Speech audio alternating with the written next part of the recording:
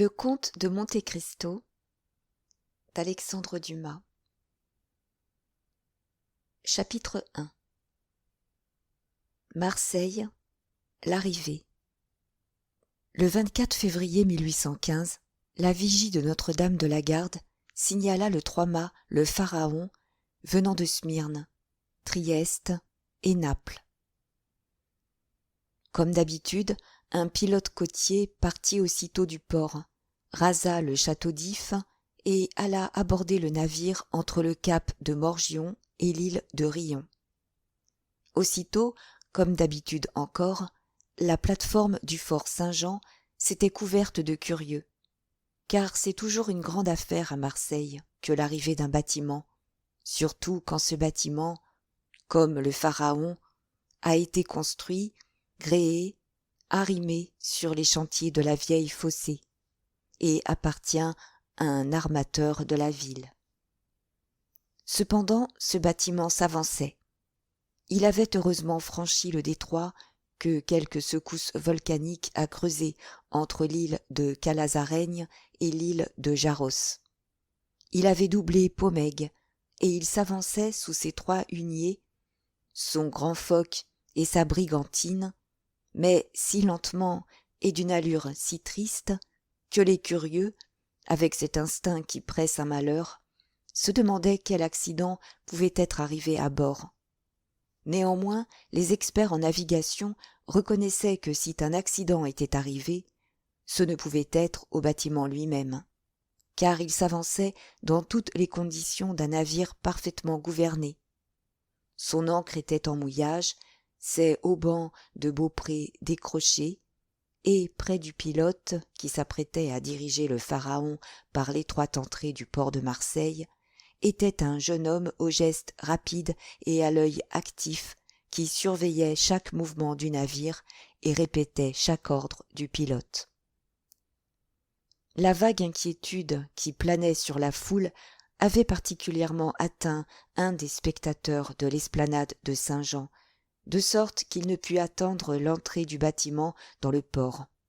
Il sauta dans une petite barque et ordonna de ramer au-devant du Pharaon, qu'il atteignit en face de l'anse de la réserve. En voyant venir cet homme, le jeune marin quitta son poste à côté du pilote et vint, le chapeau à la main, s'appuyer à la muraille du bâtiment. C'était un jeune homme de 18 à 20 ans, grand, svelte, avec de beaux yeux noirs et des cheveux d'ébène. Il y avait dans toute sa personne cet air calme et de résolution particulier aux hommes habitués depuis leur enfance à lutter avec le danger.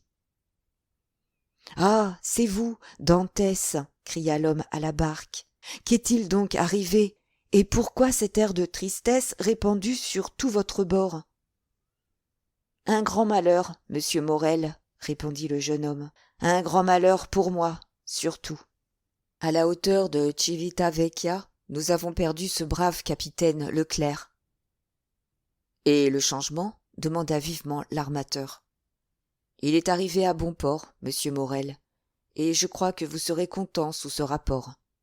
Mais ce pauvre capitaine Leclerc... »« Que lui est-il donc arrivé ?» demanda l'armateur d'un air visiblement soulagé. « Que lui est-il donc arrivé à ce brave capitaine ? » « Il est mort. »« Tombé à la mer ? » ?»« Non, monsieur. Mort d'une fièvre cérébrale, au milieu d'horribles souffrances. » Puis, se retournant vers ses hommes. « Holà, dit-il. « Chacun à son poste pour le mouillage. » L'équipage obéit. Au même instant, les 8 ou 10 matelots qui le composaient s'élancèrent les uns sur les écoutes, les autres sur les bras, les autres aux drisses, les autres aux halbas des focs, enfin les autres aux cargues des voiles. Le jeune marin jeta un coup d'œil nonchalant sur ce commencement de manœuvre, et, voyant que ses ordres allaient s'exécuter, il revint à son interlocuteur. « Et comment ce malheur est-il donc arrivé ?» continua l'armateur, reprenant la conversation où le jeune marin l'avait quittée. « Mon Dieu, monsieur, de la façon la plus imprévue. Après une longue conversation avec le commandant du port, le capitaine Leclerc quitta Naples fort agité. Au bout de 24 heures, la fièvre le prit. 3 jours après, il était mort. Nous lui avons fait les funérailles ordinaires, et il repose, décemment enveloppé dans un hamac, avec un boulet de 36 aux pieds et un à la tête, à la hauteur de l'île d'El Giglio. Nous rapportons à sa veuve sa croix d'honneur et son épée. C'était bien la peine, continua le jeune homme avec un sourire mélancolique, de faire 10 ans la guerre aux Anglais pour en arriver à mourir, comme tout le monde, dans son lit.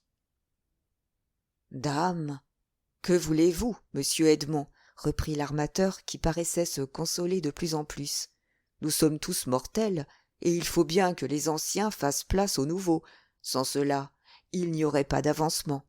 Et du moment que vous m'assurez que la cargaison est en bon état, monsieur Morel, je vous en réponds. Voici un voyage que je vous donne le conseil de ne point escompter pour 25 000 francs de bénéfice.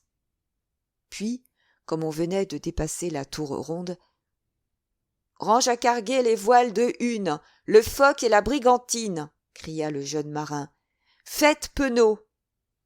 L'ordre s'exécuta avec presque autant de promptitude que sur un bâtiment de guerre. « Amène et cargue partout !»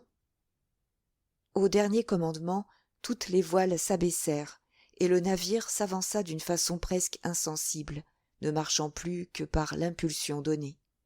« Et maintenant, si vous voulez monter, monsieur Morel, dit Dantès, voyant l'impatience de l'armateur, voici votre comptable, monsieur Danglars, qui sort de sa cabine et qui vous donnera tous les renseignements que vous pouvez désirer. Quant à moi, il faut que je veille au mouillage et que je mette le navire en deuil. » L'armateur ne se le fit pas dire 2 fois. Il saisit un câble que lui jeta Dantès, et, avec une dextérité qui eût fait honneur à un homme de mer, il gravit les échelons cloués sur le flanc rebondi du bâtiment, tandis que celui-ci, retournant à son poste de second, cédait la conversation à celui qui l'avait annoncé sous le nom de Danglars et qui, sortant de sa cabine, s'avançait effectivement au-devant de l'armateur. Le nouveau venu était un homme de 25 à 26 ans, d'une figure assez sombre, obséquieux envers ses supérieurs, insolent envers ses subordonnés. Aussi, outre son titre d'agent comptable, qui est toujours un motif de répulsion pour les matelots, était-il généralement aussi mal vu de l'équipage qu'Edmond Dantès, au contraire, en était aimé. « Eh bien, monsieur Morel, dit Danglars, vous savez le malheur, n'est-ce pas ? » « Oui, oui, pauvre capitaine Leclerc. C'était un brave et honnête homme. Et un excellent marin, surtout, vieilli entre le ciel et l'eau, comme il convient à un homme chargé des intérêts d'une maison aussi importante que la maison Morel et fils, répondit Danglars. Mais, dit l'armateur, suivant des yeux Dantès qui cherchait son mouillage, mais il me semble qu'il n'y a pas besoin d'être si vieux marin que vous le dites, Danglars, pour connaître son métier.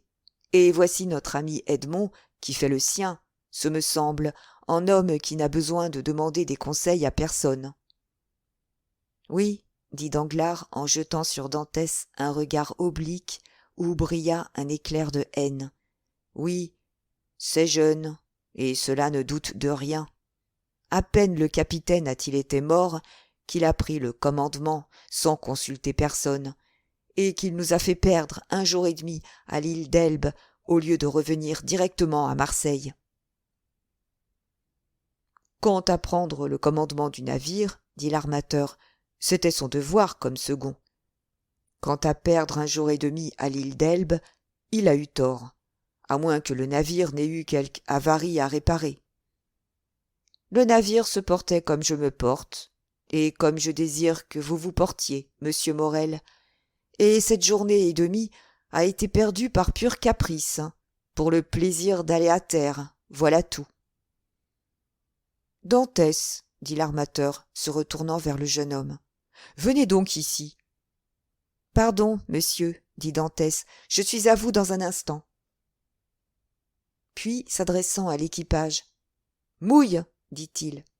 Aussitôt l'ancre tomba, et la chaîne fila avec bruit.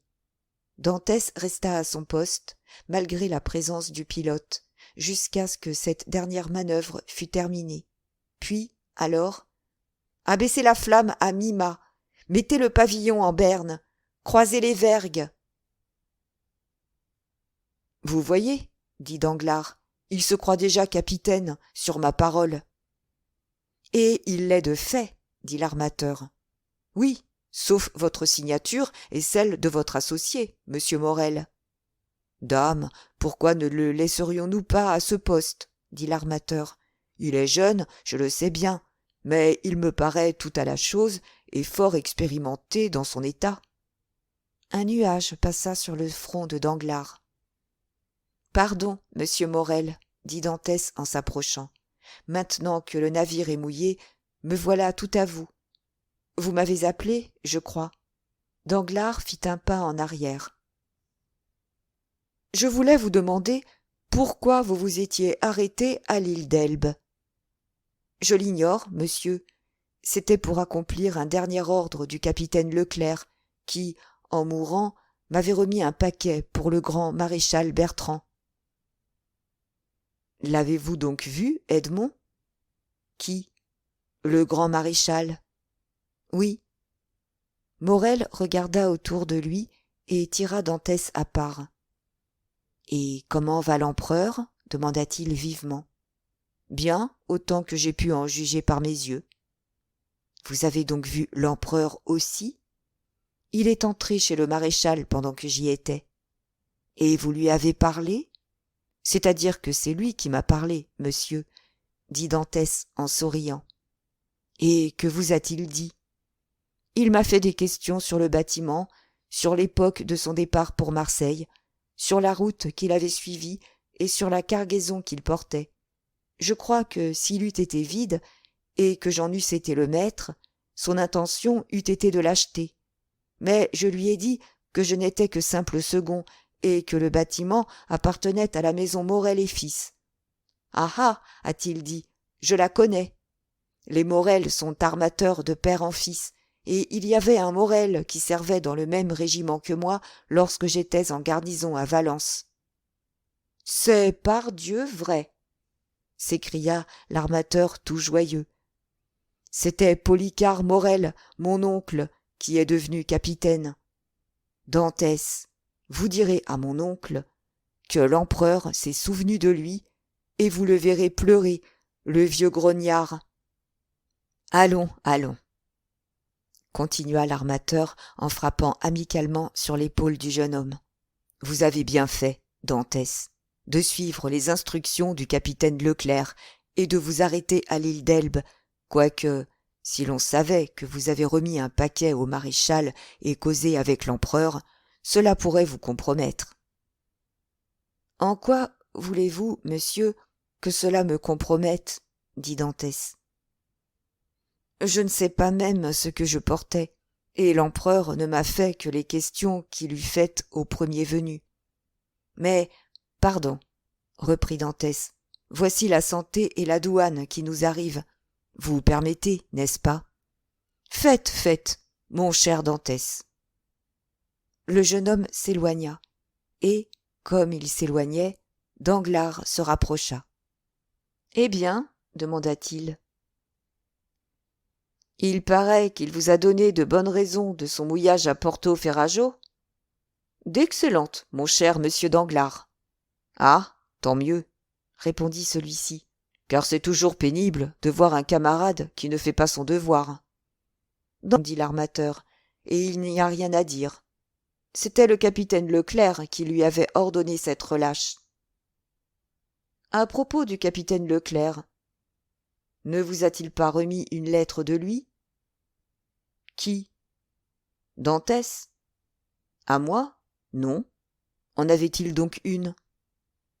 Je croyais qu'outre le paquet, le capitaine Leclerc lui avait confié une lettre.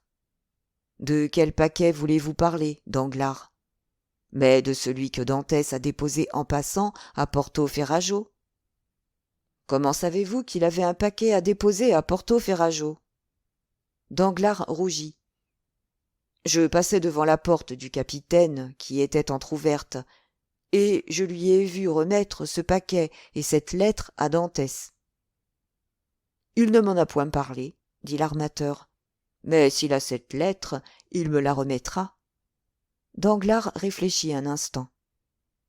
Alors, monsieur Morel, je vous prie, dit-il, ne parlez point de cela à Dantès. Je me serais trompé. En ce moment, le jeune homme revenait. Danglars s'éloigna. Eh bien, mon cher Dantès, êtes-vous libre demanda l'armateur. Oui, monsieur. La chose n'a pas été longue. Non, j'ai donné au douanier la liste de nos marchandises, et quant à la consigne, elle avait envoyé avec le pilote côtier un homme à qui je remis nos papiers. Alors, vous n'avez plus rien à faire ici. Dantès jeta un regard rapide autour de lui. Non, tout est en ordre, dit-il. Vous pouvez donc alors venir dîner avec nous. Excusez-moi, monsieur Morel, excusez-moi, je vous prie, mais je dois ma première visite à mon père. Je n'en suis pas moins reconnaissant de l'honneur que vous me faites. C'est juste, Dantès, c'est juste. Je sais que vous êtes bon fils. Et, demanda Dantès avec une certaine hésitation, et il se porte bien, que vous sachiez, mon père. Mais je crois que oui, mon cher Edmond, quoique je ne l'ai pas aperçu. Oui, il se tient enfermé dans sa petite chambre. Cela prouve au moins qu'il n'a manqué de rien pendant votre absence. Dantès sourit. Mon père est fier, monsieur, et, eût-il manqué de tout, je doute qu'il eût demandé quelque chose à qui que ce soit au monde, excepté à Dieu. Eh bien, après cette première visite, nous comptons sur vous.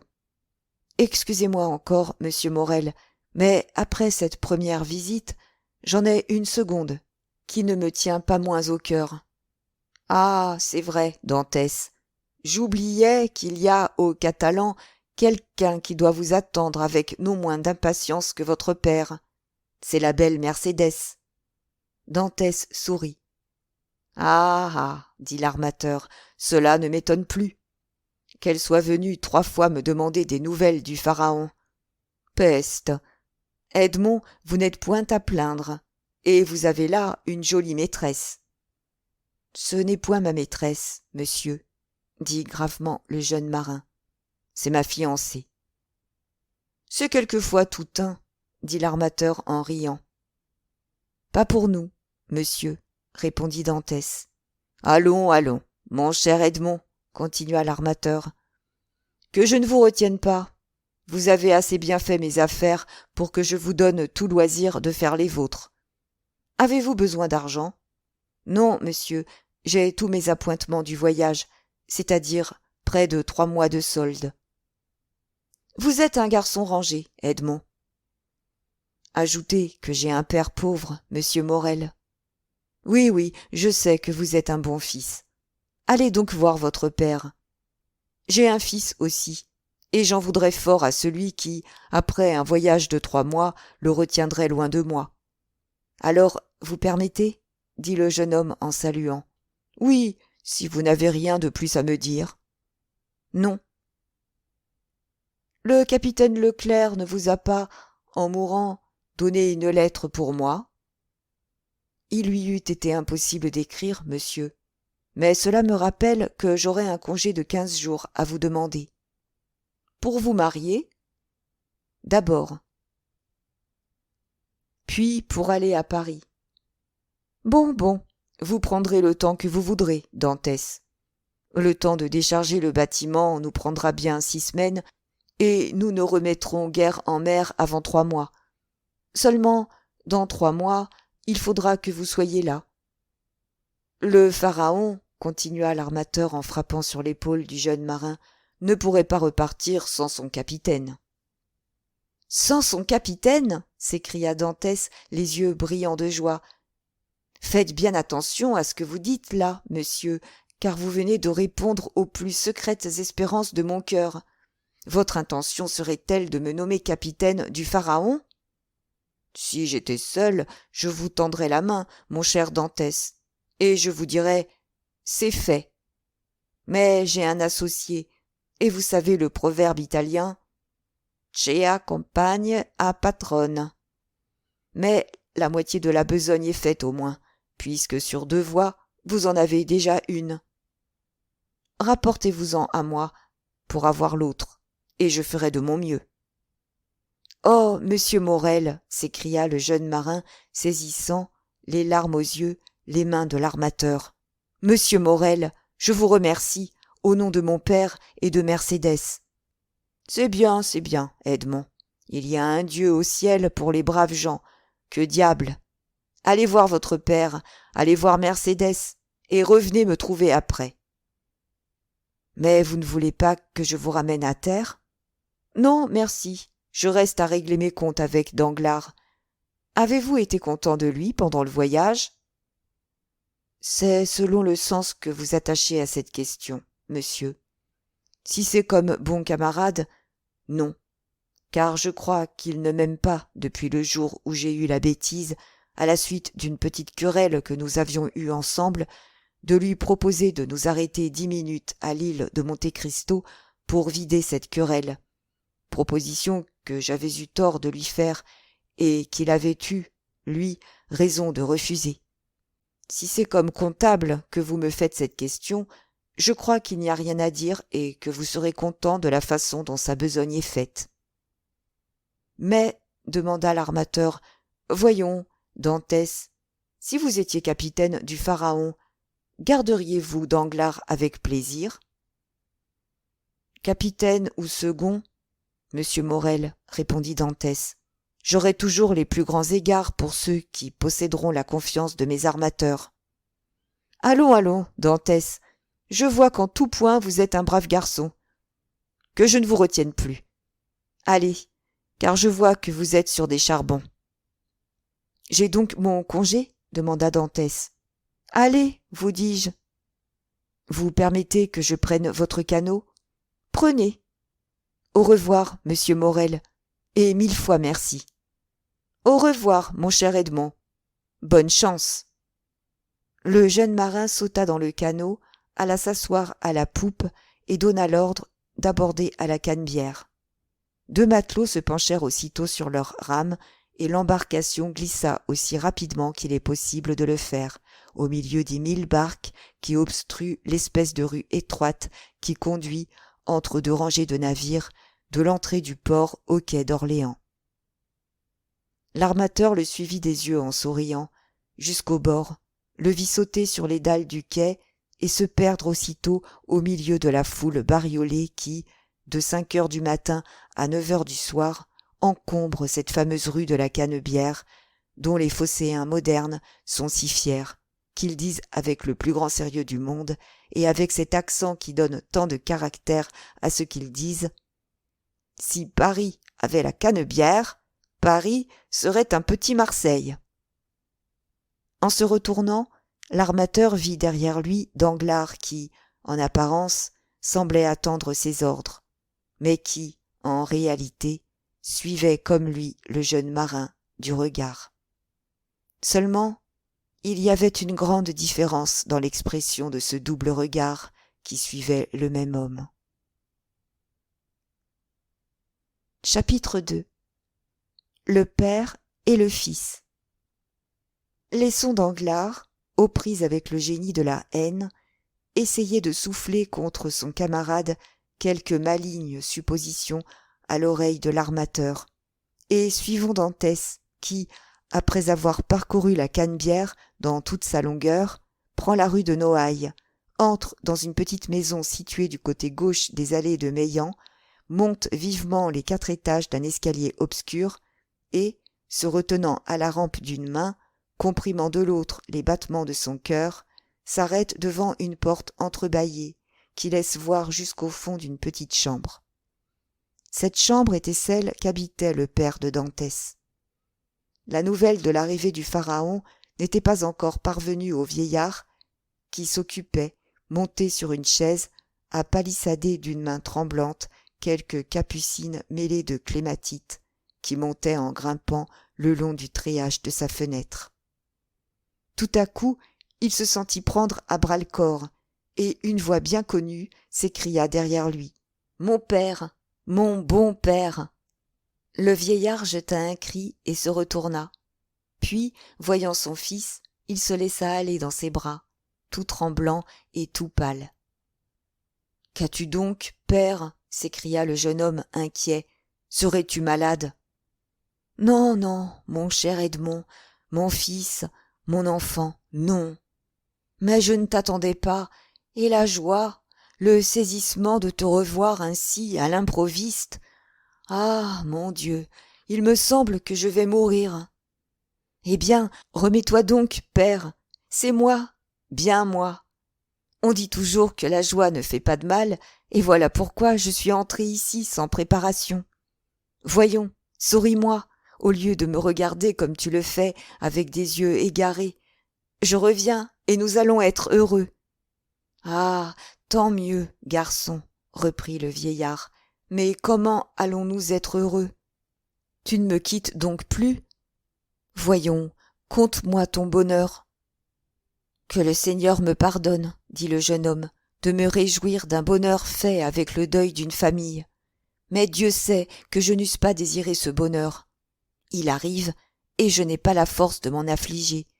Le brave capitaine Leclerc est mort, mon père, et il est probable que, par la protection de M. Morel, je vais avoir sa place. Comprenez-vous, mon père, capitaine à 20 ans, avec 100 louis d'appointement et une part dans les bénéfices. N'est-ce pas plus que ne pouvait vraiment l'espérer un pauvre matelot comme moi? Oui, mon fils, oui, en effet, dit le vieillard, c'est heureux. Aussi, je veux que du premier argent que je toucherai, vous ayez une petite maison, avec un jardin pour planter vos clématites, vos capucines et vos chèvrefeuilles. Mais qu'as-tu donc, père? On dirait que tu te trouves mal. Patience, patience, ce ne sera rien. Et, les forces manquant au vieillard, il se renversa en arrière. Voyons, voyons, dit le jeune homme, un verre de vin, mon père, cela vous ranimera. Où mettez-vous votre vin? Non, merci, ne cherche pas, je n'en ai pas besoin, dit le vieillard, essayant de retenir son fils. Si fait, père, indiquez-moi l'endroit. Et il ouvrit 2 ou 3 armoires. Inutile, dit le vieillard, il n'y a plus de vin. Comment, il n'y a plus de vin? Dit en pâlissant à son tour Dantès, regardant alternativement les joues creuses et blêmes du vieillard et les armoires vides. Comment, il n'y a plus de vin? Auriez-vous manqué d'argent, mon père? Je n'ai manqué de rien, puisque te voilà, dit le vieillard. Cependant, balbutia Dantès en essuyant la sueur qui coulait de son front, cependant, je vous avais laissé 200 francs, il y a 3 mois, en partant. Oui, oui, Edmond, c'est vrai. Mais tu avais oublié en partant une petite dette chez le voisin Cadrousse. Il me l'a rappelé, en me disant que, si je ne payais pas pour toi, il irait se faire payer chez M. Morel. Alors, tu comprends, de peur que cela te fît du tort. Eh bien, j'ai payé, moi. Mais, s'écria Dantès, c'était 140 francs que je devais à Cadrousse. Oui, balbutia le vieillard. Et vous les avez donnés sur les 200 francs que je vous avais laissés? Le vieillard fit un signe de tête. De sorte que vous avez vécu 3 mois avec 60 francs, murmura le jeune homme. Tu sais combien il me faut peu de choses, dit le vieillard. Oh, mon Dieu, pardonnez-moi, s'écria Edmond en se jetant à genoux devant le bonhomme. Que fais-tu donc? Oh, vous m'avez déchiré le cœur. Bah, te voilà, dit le vieillard en souriant. Maintenant, tout est oublié, car tout est bien. Oui, me voilà, dit le jeune homme, me voilà avec un bel avenir et un peu d'argent. Tenez, père, dit-il, prenez, et envoyez chercher tout de suite quelque chose. Et il vida sur la table ses poches, qui contenaient une 12aine de pièces d'or, 5 ou 6 écus de 5 francs et de la menue monnaie. Le visage du vieux Dantès s'épanouit. « À qui cela ?» dit-il. « Mais à moi? À toi? À nous? Prends, achète des provisions. Sois heureux. Demain, il y en aura d'autres. » « Doucement, doucement, dit le vieillard en souriant. Avec ta permission, j'userai modérément de la bourse. On croirait, si l'on me voyait acheter trop de choses à la fois, que j'ai été obligé d'attendre ton retour pour les acheter. Fais comme tu voudras, mais, avant toute chose, prends une servante, père. Je ne veux pas que tu restes seul. J'ai du café de contrebande et d'excellent tabac dans un petit coffre de la cale. Tu l'auras dès demain. Mais chut! Voici quelqu'un. C'est Cadrousse qui aura appris ton arrivée et qui vient sans doute te faire son compliment de bon retour. Bon, encore des lèvres qui disent une chose, tandis que le cœur en pense une autre, murmura Edmond. Mais, n'importe, c'est un voisin qui nous a rendu service autrefois, qu'il soit le bienvenu. En effet, au moment où Edmond achevait la phrase à voix basse, on vit apparaître, encadrée par la porte du palier, la tête noire et barbue de Cadrousse. C'était un homme de 25 à 26 ans. Il tenait à sa main un morceau de drap, qu'en sa qualité de tailleur, il s'apprêtait à changer en un revers d'habit.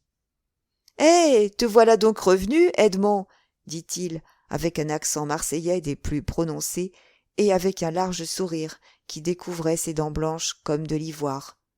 « Comme vous voyez, voici un Cadrousse, et prêt à vous être agréable en quelque chose que ce soit, » répondit Dantès en dissimulant mal sa froideur sous cette offre de service.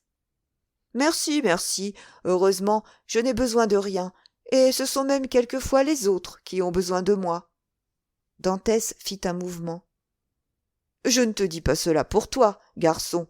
Je t'ai prêté de l'argent, tu me l'as rendu.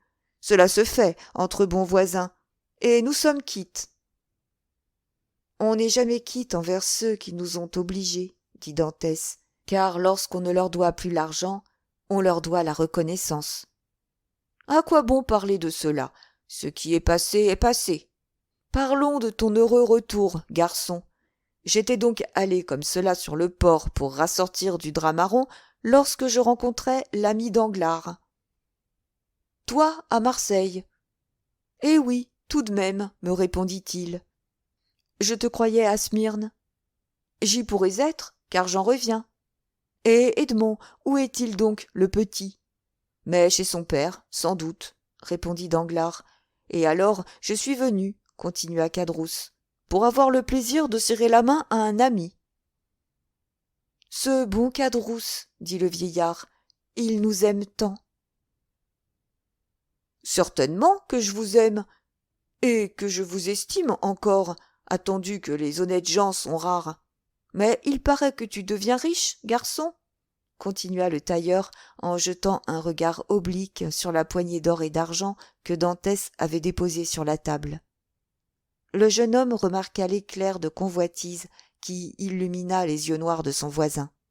« Eh, mon Dieu, dit-il négligemment, cet argent n'est point à moi. Je manifestais au père la crainte qu'il n'eût manqué de quelque chose en mon absence. Et pour me rassurer, il a vidé sa bourse sur la table. Allons, père, continua Dantès, remettez cet argent dans votre tirelire. À moins que le voisin Cadrousse n'en ait besoin à son tour, auquel cas il est bien à son service. « Non pas, garçon, dit Cadrousse, je n'ai besoin de rien, et Dieu merci, l'État nourrit son homme. Garde ton argent, garde. On n'en a jamais trop, ce qui n'empêche pas que je ne te sois obligé de ton offre comme si j'en profitais. » C'était de bon cœur, dit Dantès. « Je n'en doute pas. Eh bien, te voilà donc au mieux avec monsieur Morel, câlin que tu es. »« Monsieur Morel a toujours eu beaucoup de bonté pour moi, » répondit Dantès. « En ce cas, tu as tort de refuser son dîner. »« Comment ?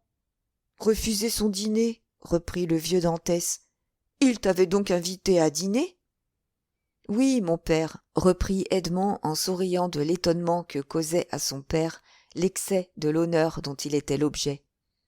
Et pourquoi donc as-tu refusé, fils demanda le vieillard. Pour revenir plus tôt près de vous, mon père, répondit le jeune homme. J'avais hâte de vous voir. Cela l'aura contrarié, ce bon monsieur Morel, reprit Cadrousse. Et quand on vise à être capitaine, c'est un tort que de contrarier son armateur. Je lui ai expliqué la cause de mon refus, reprit Dantès, et il l'a comprise, je l'espère. Ah, c'est que, pour être capitaine, il faut un peu flatter ses patrons. J'espère être capitaine sans cela, répondit Dantès. Tant mieux, tant mieux. Cela fera plaisir à tous les anciens amis, et je sais quelqu'un là-bas, derrière la citadelle de Saint-Nicolas, qui n'en sera pas fâché. Mercédès, dit le vieillard.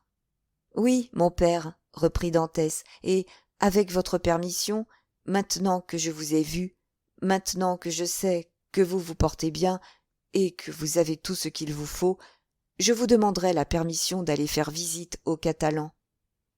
Va, mon enfant, dit le vieux Dantès, et que Dieu te bénisse dans ta femme comme il m'a béni dans mon fils. Sa femme, dit Cadrousse. Comme vous y allez, père Dantès. Elle ne l'est pas encore, ce me semble.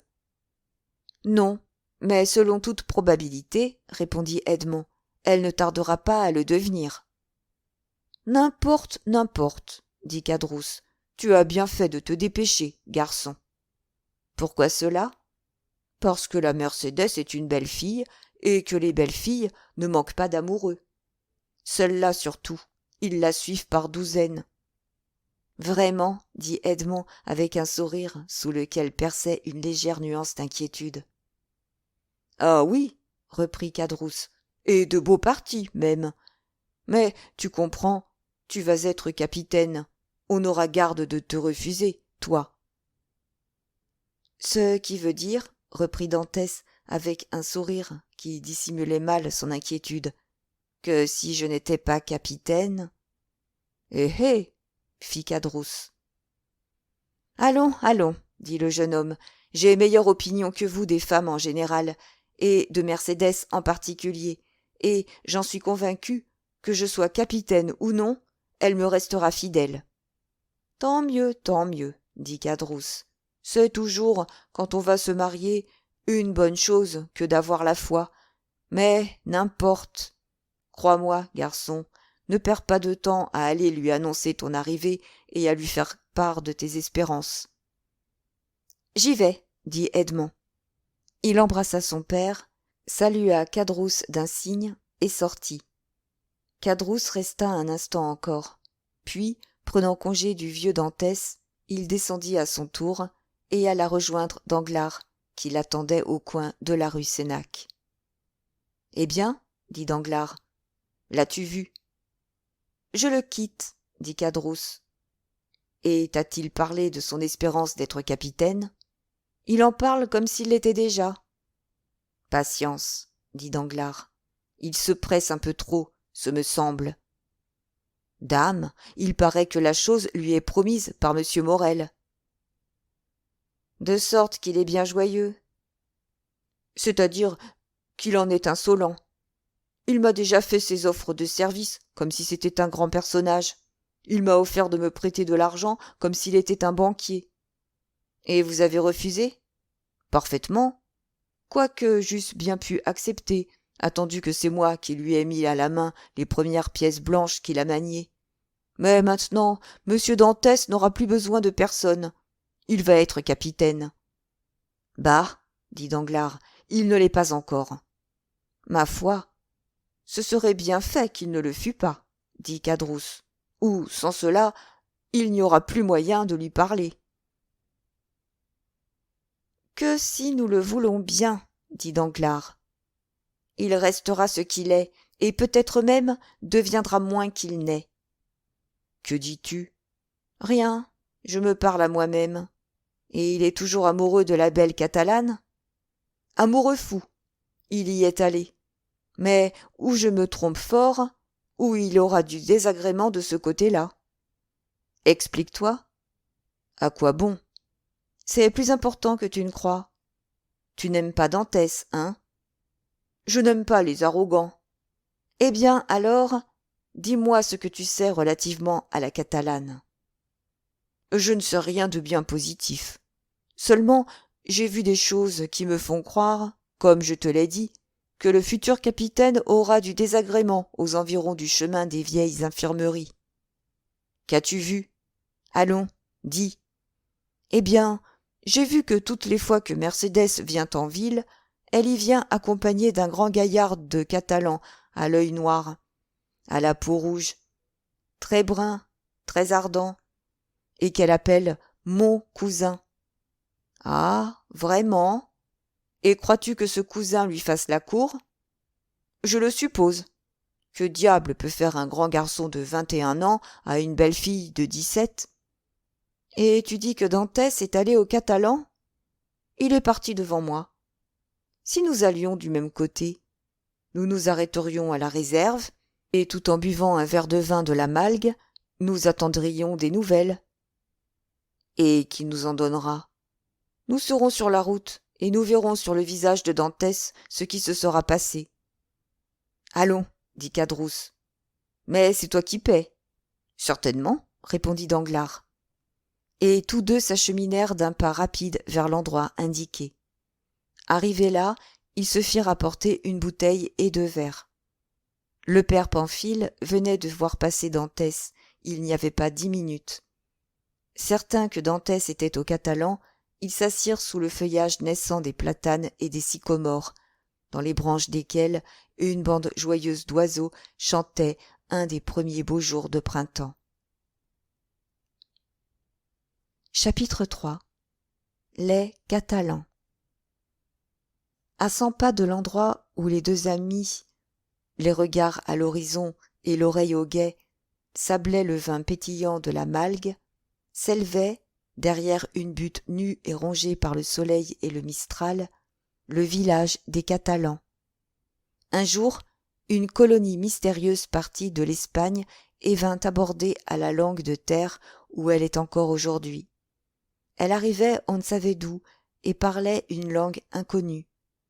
Un des chefs, qui entendait le provençal, demanda à la commune de Marseille de leur donner ce promontoire nu et aride sur lequel ils venaient, comme les matelots antiques, de tirer leurs bâtiments. La demande lui fut accordée, et 3 mois après, autour des 12 ou 15 bâtiments qui avaient amené ces bohémiens de la mer, un petit village s'élevait. Ce village, construit d'une façon bizarre et pittoresque, moitié mort, moitié espagnol, est celui que l'on voit aujourd'hui habité par des descendants de ces hommes qui parlent la langue de leur père.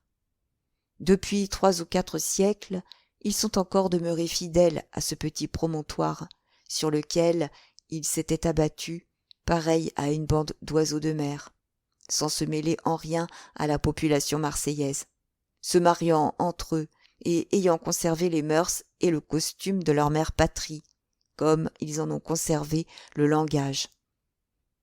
Il faut que nos lecteurs nous suivent à travers l'unique rue de ce petit village et entrent avec nous dans une de ces maisons auxquelles le soleil a donné, au dehors, cette belle couleur feuille morte particulière aux monuments du pays, et au dedans une couche de badigeon, cette teinte blanche qui forme le seul ornement des posadas espagnoles.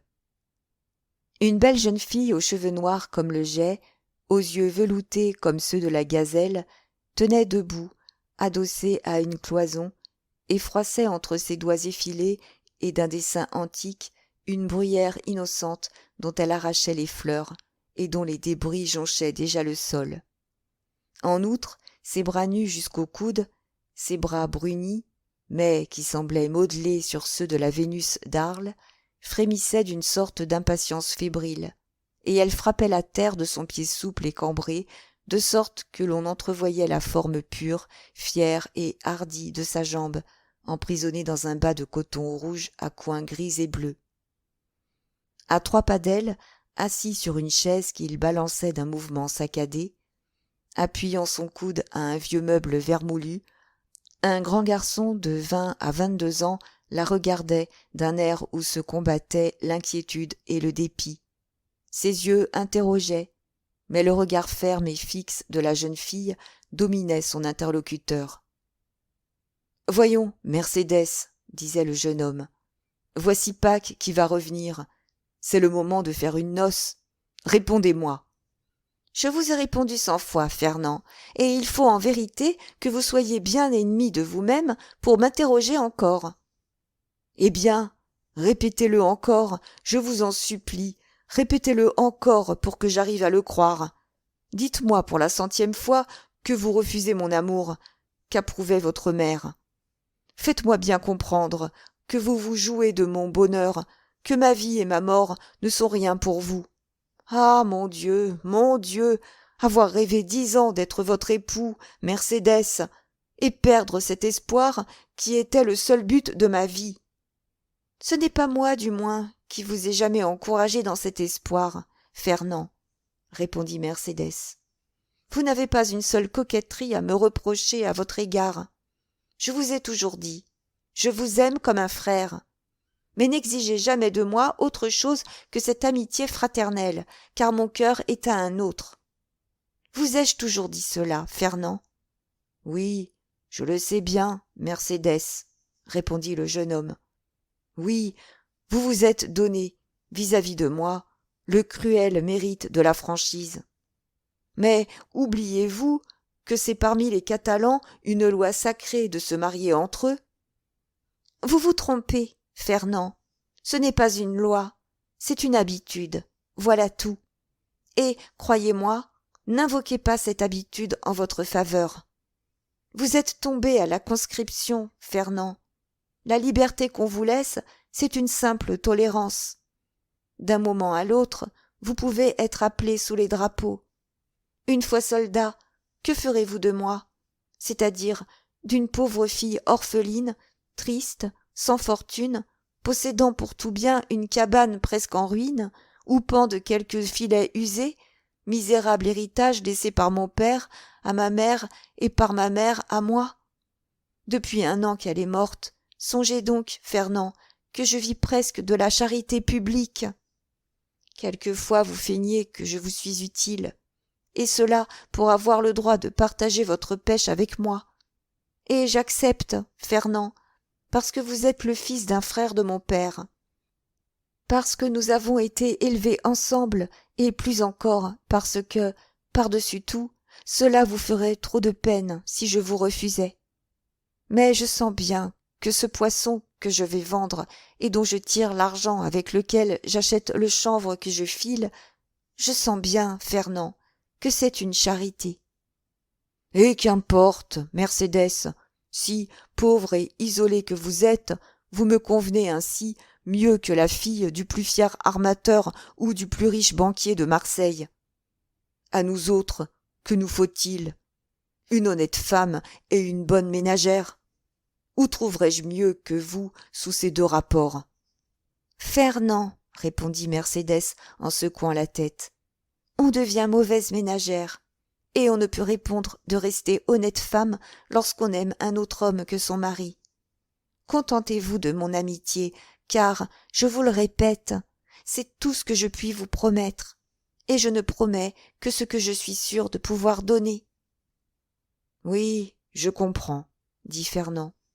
Vous supportez patiemment votre misère, mais vous avez peur de la mienne. Eh bien, Mercédès, aimée de vous, je tenterai la fortune. Vous me porterez bonheur, et je deviendrai riche. Je puis étendre mon état de pêcheur. Je puis entrer comme commis dans un comptoir. Je puis moi-même devenir marchand. Vous ne pouvez rien tenter de tout cela, Fernand. Vous êtes soldat, et si vous restez aux Catalans, c'est parce qu'il n'y a pas de guerre. Demeurez donc pêcheur. Ne faites point de rêves qui vous feraient paraître la réalité plus terrible encore, et contentez-vous de mon amitié, puisque je ne puis vous donner autre chose. Eh bien, vous avez raison, Mercédès. Je serai marin.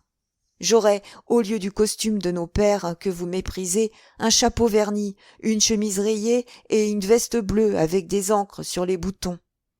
N'est-ce point ainsi qu'il faut être habillé pour vous plaire ?» « Que voulez-vous dire ?» demanda Mercédès en lançant un regard impérieux. « Que voulez-vous dire ? Je ne vous comprends pas. »« Je veux dire, Mercédès, que vous n'êtes si dure et si cruelle pour moi que parce que vous attendez quelqu'un qui est ainsi vêtu. Mais celui que vous attendez est inconstant peut-être, et, s'il ne l'est pas, la mer l'est pour lui. »« Fernand !» s'écria Mercédès, « je vous croyais bon, et je me trompais. Fernand, vous êtes un mauvais cœur d'appeler à l'aide de votre jalousie les colères de Dieu. Eh bien, oui, je ne m'en cache pas. J'attends et j'aime celui que vous dites, et s'il ne revient pas, au lieu d'accuser cette inconstance que vous invoquez, vous, je dirais qu'il est mort en m'aimant. » Le jeune Catalan fit un geste de rage. « Je vous comprends, Fernand. Vous vous en prendrez à lui de ce que je ne vous aime pas. Vous croiserez votre couteau catalan contre son poignard. À quoi cela vous avancera-t-il ? À perdre mon amitié si vous êtes vaincu, à voir mon amitié se changer en haine si vous êtes vainqueur. Croyez-moi, chercher querelle à un homme est un mauvais moyen de plaire à la femme qui aime cet homme. Non, Fernand, vous ne vous laisserez point aller ainsi à vos mauvaises pensées. Ne pouvant m'avoir pour femme, vous vous contenterez de m'avoir pour amie et pour sœur. Et d'ailleurs, ajouta-t-elle, les yeux troublés et mouillés de larmes, attendez, attendez, Fernand. Vous l'avez dit tout à l'heure, la mer est perfide, et il y a déjà 4 mois qu'il est parti. Depuis 4 mois, j'ai compté bien des tempêtes. Fernand demeura impassible. Il ne chercha pas à essuyer les larmes qui roulaient sur les joues de Mercédès. Et, cependant, pour chacune de ces larmes, il eût donné un verre de son sang. Mais ces larmes coulaient pour un autre. Il se leva, fit un tour dans la cabane et revint, s'arrêta devant Mercédès, l'œil sombre et les poings crispés. « Voyons, Mercédès, dit-il, encore une fois, répondez.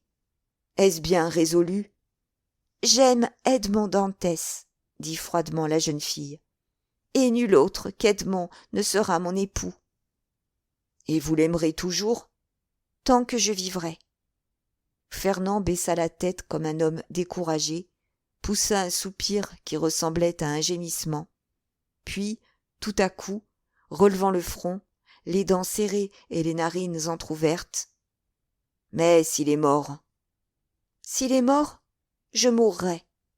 Mais s'il vous oublie ?»« Mercédès !» cria une voix joyeuse au dehors de la maison. « Mercédès !»« Ah !» s'écria la jeune fille en rougissant de joie et en bondissant d'amour. « Tu vois bien qu'il ne m'a pas oubliée, puisque le voilà !» Et elle s'élança vers la porte, qu'elle ouvrit en s'écriant « À moi, Edmond, me voici !» Fernand, pâle et frémissant, recula en arrière comme fait un voyageur à la vue d'un serpent, et rencontrant sa chaise, il y retomba assis. Edmond et Mercédès étaient dans les bras l'un de l'autre. Le soleil ardent de Marseille, qui pénétrait à travers l'ouverture de la porte, les inondait d'un flot de lumière. D'abord, ils ne virent rien de ce qui les entourait. Un immense bonheur les isolait du monde, et ils ne parlaient que par ces mots entrecoupés, qui sont les élans d'une joie si vive qu'ils semblent l'expression de la douleur. Tout à coup, Edmond aperçut la figure sombre de Fernand qui se dessinait dans l'ombre, pâle et menaçante. Par un mouvement dont il ne se rendit pas compte lui-même, le jeune Catalan tenait la main sur le couteau passé à sa ceinture. « Ah, pardon, » dit Dantès en fronçant le sourcil à son tour. « Je n'avais pas remarqué que nous étions 3. » Puis, se tournant vers Mercédès, « Qui est ce monsieur ? » demanda-t-il. « Monsieur sera votre meilleur ami, Dantès, car c'est mon ami à moi, c'est mon cousin, c'est mon frère, c'est Fernand, c'est-à-dire l'homme qu'après vous, Edmond, j'aime le plus au monde. Ne le reconnaissez-vous pas ? » « Ah, si fait, dit Edmond. Et, sans abandonner Mercédès, dont il tenait la main serrée dans une des siennes, il tendit avec un mouvement de cordialité son autre main au Catalan. Mais Fernand, loin de répondre à ce geste amical, resta muet et immobile comme une statue. Alors Edmond promena son regard investigateur de Mercédès, émue et tremblante, à Fernand, sombre et menaçant. Ce seul regard lui apprit tout. La colère monta à son front. « Je ne savais pas venir avec tant de hâte chez vous, Mercédès, pour y trouver un ennemi. »« Un ennemi ?» s'écria Mercédès avec un regard de courroux à l'adresse de son cousin. « Un ennemi chez moi, dis-tu, Edmond ? Si je croyais cela, je te prendrais sous le bras et je m'en irais à Marseille, quittant la maison pour n'y plus jamais rentrer. » L'œil de Fernand lança un éclair. « Et s'il t'arrivait malheur, mon Edmond, continua-t-elle avec ce même flegme implacable qui prouvait à Fernand que la jeune fille avait lu jusqu'au plus profond de sa sinistre pensée. « S'il t'arrivait malheur, je monterais sur le cap de Morgion et je me jetterais sur les rochers la tête la première. » Fernand devint affreusement pâle. « Mais tu t'es trompé, Edmond, poursuivit-elle. Tu n'as point d'ennemi ici.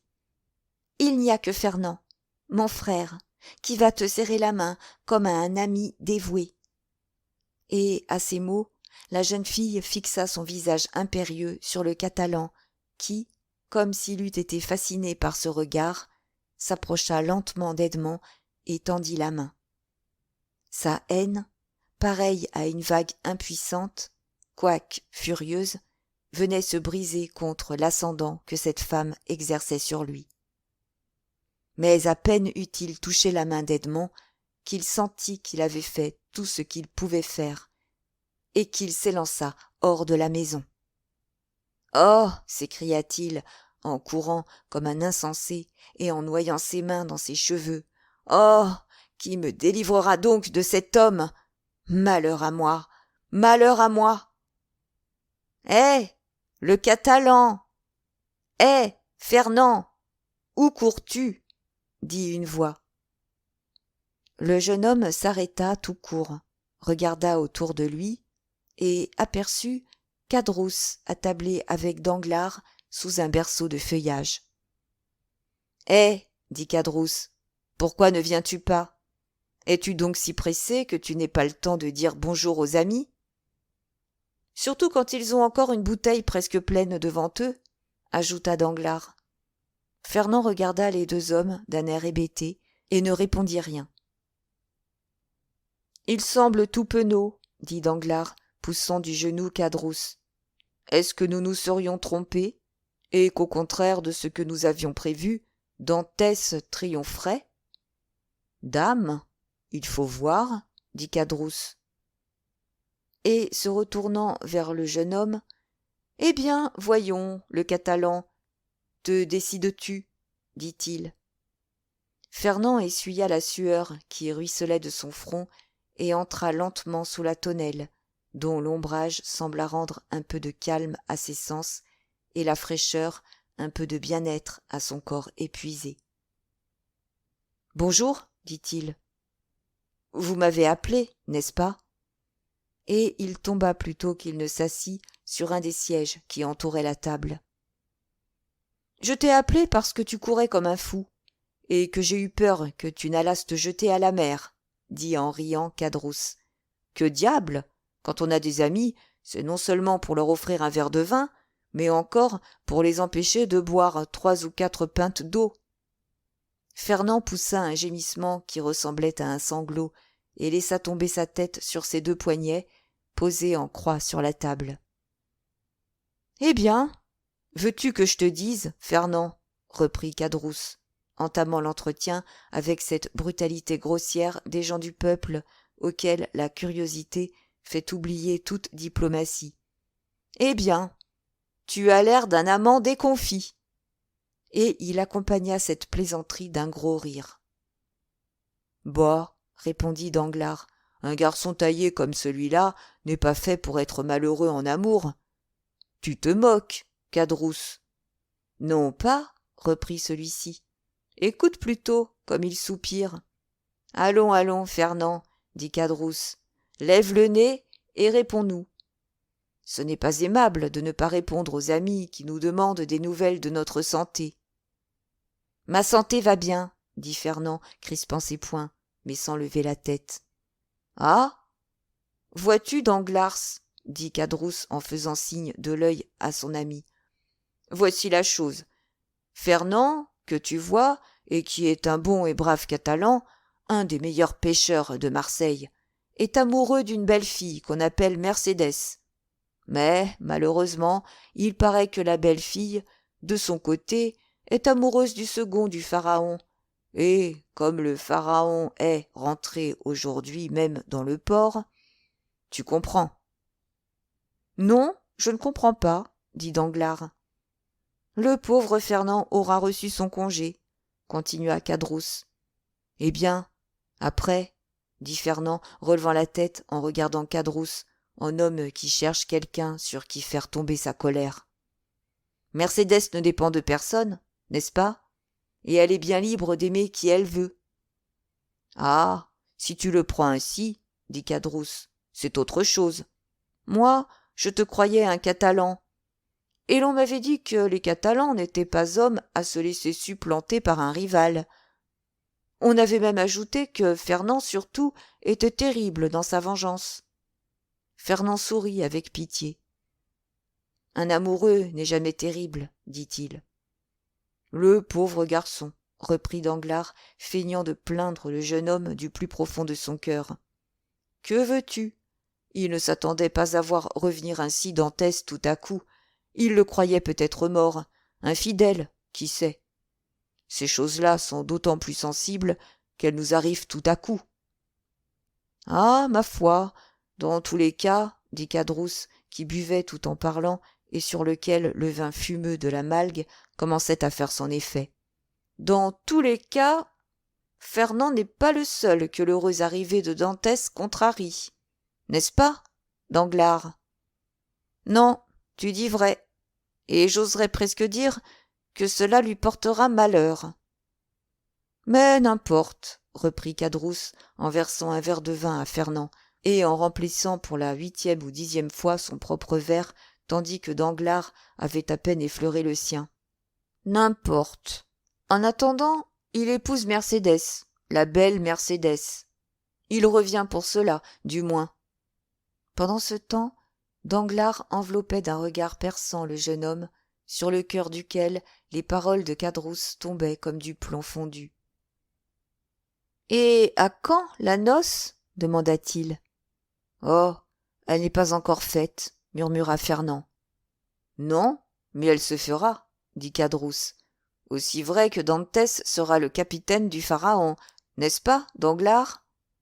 Danglars tressaillit à cette atteinte inattendue, et se retourna vers Cadrousse, dont à son tour il étudia le visage pour voir si le coup était prémédité. Mais il ne lut rien que l'envie sur ce visage déjà presque hébété par l'ivresse. « Eh bien, dit-il en remplissant les verres, buvons donc au capitaine Edmond Dantès, mari de la belle Catalane. » Cadrousse porta son verre à sa bouche d'une main alourdie et l'avala d'un trait. Fernand prit le sien et le brisa contre terre. « Eh eh eh » dit Cadrousse. « Qu'aperçois-je donc là-bas, au haut de la butte, dans la direction des Catalans? Regarde donc, Fernand, tu as meilleure vue que moi. Je crois que je commence à voir trouble et, tu le sais, le vin est un traître. On dirait deux amants qui marchent côte à côte et la main dans la main. Dieu me pardonne, ils ne se doutent pas que nous les voyons, et les voilà qui s'embrassent. » Danglars ne perdait pas une des angoisses de Fernand, dont le visage se décomposait à vue d'œil. « Les connaissez-vous, monsieur Fernand ?» dit-il. « Oui, » répondit celui-ci d'une voix sourde. « C'est monsieur Edmond et mademoiselle Mercédès. »« Ah, voyez-vous, » dit Cadrousse. « Et moi qui ne les reconnaissais pas. Ohé, Dantès, ohé, la belle fille, venez par ici un peu, et dites-nous à quand la noce, car voici monsieur Fernand qui est si entêté qu'il ne veut pas nous le dire. Veux-tu te taire dit Danglars, affectant de retenir Caderousse, qui, avec la ténacité des ivrognes, se penchait hors du berceau. Tâche de te tenir debout, et laisse les amoureux s'aimer tranquillement. Tiens, regarde monsieur Fernand, et prends exemple. Il est raisonnable, lui.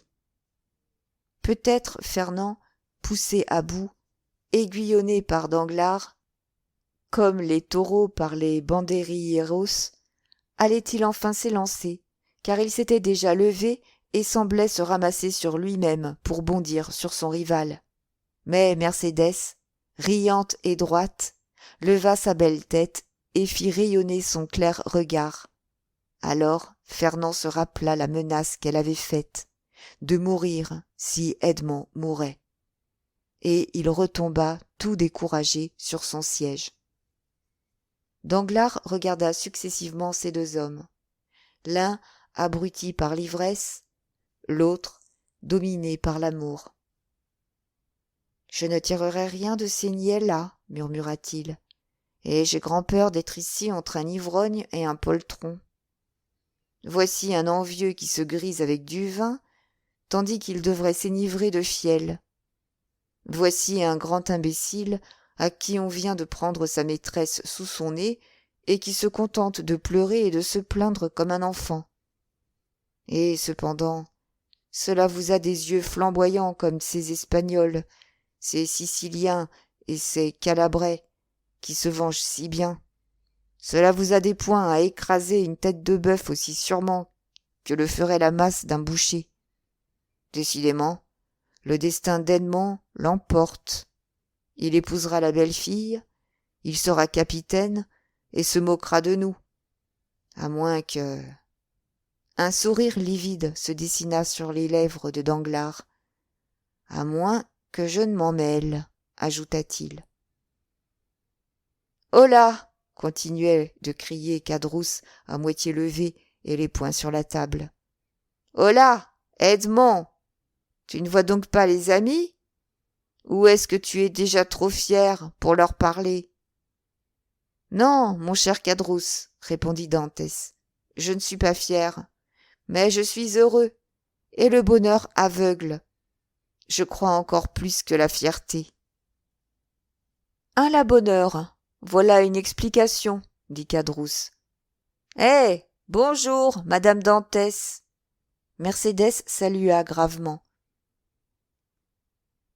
Ce n'est pas encore mon nom, dit-elle, et dans mon pays cela porte malheur, assure-t-on, d'appeler les filles du nom de leur fiancé avant que ce fiancé soit leur mari.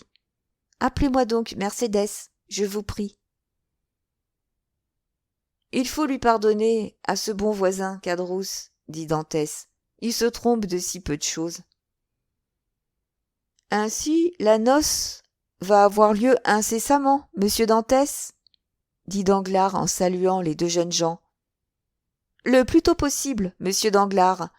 Aujourd'hui, tous les accords chez le papa Dantès, et demain ou après-demain, au plus tard, le dîner des fiançailles, ici, à la réserve. Les amis y seront, je l'espère. C'est vous dire que vous êtes invité, monsieur Danglars. C'est de dire que tu en es, Caderousse. Et Fernand, dit Caderousse en riant d'un rire pâteux. Fernand en est-il aussi? Le frère de ma femme est mon frère, dit Edmond.